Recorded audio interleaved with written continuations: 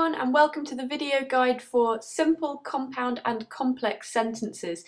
So our learning objective for this video is to be able to use a variety of sentence structures for impact. Now that means just 3 simple kinds of sentences, but the reason we've got to do this is because in the exam board mark schemes there's a section that says can use a variety of sentence structures. So it's just to be able really to prove to the examiner that you can do that so that they can allocate those marks.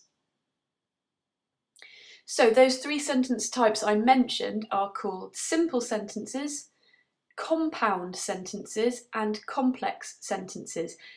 And for the exam, you don't even need to be able to remember the names of these 3 types of sentences. You just have to be able to show that you can use them, and you can use them for effect, which is what we're going to be coming on to at the end of the video. Now we're going to start with simple sentences. So nice and simple, they live up to their name completely. All simple sentences really need to do, and you can all do this, is contain one piece of information. So one piece of information just means that they have to make sense on their own. English teachers often refer to this as clauses, but again, you don't have to remember that word. You just have to remember that they contain one piece of information and make sense on their own. So this is an example of a simple sentence. She changed the light bulb. Full stop, capital letter, makes perfect sense on its own. Second example, she didn't like fixing things. Again, makes perfect sense on its own. Doesn't matter that it's more than one thing at the end there, just the fact that it makes sense on its own and it's one piece of information being given to you. So simple sentences really are very, very simple, and that's all there is to it. So everybody can do that. What we're going to look at now is how you make it a compound sentence. So little bit more challenging, but again, not too tricky. You just have to remember that with a compound sentence, what you're doing is getting 2 simple sentences and then joining them together with a conjunction. And when we say conjunction, we mean words like and, so, but, if, when. I'm sure there are plenty of other conjunctions that you can think of, but those are just a few examples for you. So let's take those 2 sentences that we had when we were looking at simple sentences. Now, if we're going to change this into a compound sentence, all we've done is added our conjunction in there. So we've added the word but, so that the sentence now reads, she changed the light bulb, but she didn't like fixing things. So it makes perfect sense, 2 simple sentences joined together with the word but, or a conjunction, and you could put any conjunction in there.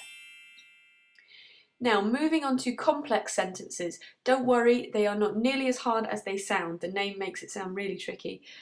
Complex sentences begin with a conjunction, and they have 2 separate ideas, like a compound sentence, okay, but they're separated with a comma, and that's because you've put the conjunction at the beginning. So let's have a look at a little example of that. What I'm going to give you first is 2 simple sentences. So, she was a great English teacher, full stop. She couldn't change a light bulb safely, full stop. So those sentences at the moment look like they've got nothing to do with each other because they're just 2 separate simple sentences. What we're going to do is change them up so that they are joined together in a complex sentence, and you'll see what this looks like now. So, although she was a great English teacher, she couldn't change a light bulb safely. Now, can you see the difference there? We've linked those 2 sentences, haven't we? They make sense together. And if you look, first of all, we've put although at the beginning, so we've begun with our conjunction, and then we've put a comma in to separate the 2 clauses or 2 parts of that sentence, the 2 different bits of information. So now they make sense and have a really different effect than they did when they were 2 simple sentences. And that's all you really need to do for a complex sentence. It could be any conjunction at the beginning. We could have switched those parts around as well. So finally, let's talk about impact then, because it's no good knowing all of these brilliant kinds of sentences if you don't know how to use them to create an impact on your reader. And that's what the examiner is going to be looking for. Let's combine those skills then. So I've written a paragraph for you. Although she wasn't the most skilled at changing light bulbs, she needed to be able to see. As she turned the bulb, a bolt of electricity shocked her system. She'd left the power on. She was dazed and confused, but she was okay. She thought she should probably stick to teaching English.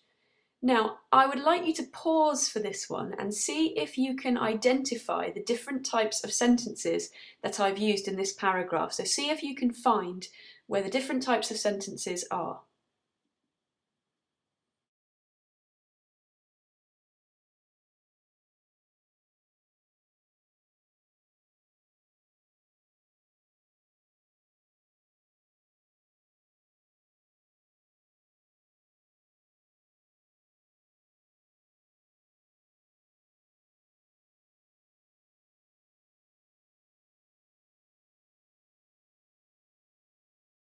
Okay, time's up. Did you manage to spot them?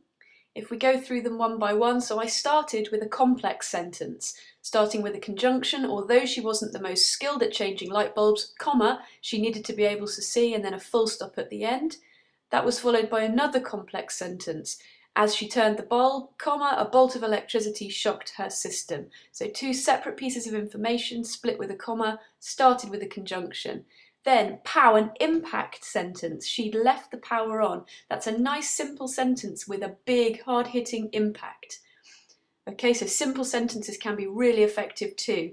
Followed by a compound sentence. She was dazed and confused, but she was okay. Two separate bits of information joined with but, a conjunction.